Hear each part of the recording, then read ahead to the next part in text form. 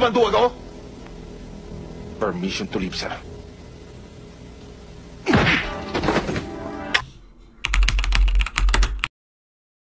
Opisyal, sugod ka ng sugod, hindi ka muna nagpapaalam sa akin. Kung magpapaalam ako sa inyo, sir, makakatakas pa yung mga yon. Tsaka ano ba kinagagalit nyo? Wala namang bulilyaso sa operasyon namin, ah. Wala namang problema. Anong wala? Yung lugar na sinalakay nyo, lugar ni Congressman Veres. Tinawagan niya ako.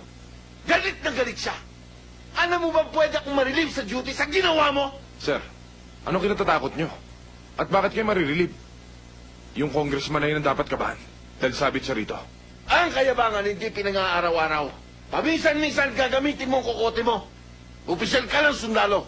Babanggain mo, opisyal ng gobyerno. Kapag ka nagkadiinan, sinong malalagay sa ilalim? Sabihin mo sa akin. Sir, ang kaduwagan, hindi pinang-araw-araw yan.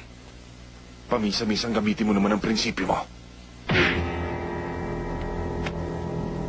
Sinasabi ba ang duwag ako? Permission to leave, sir.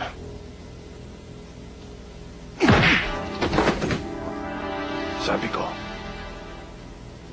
wala kang bayag, sir.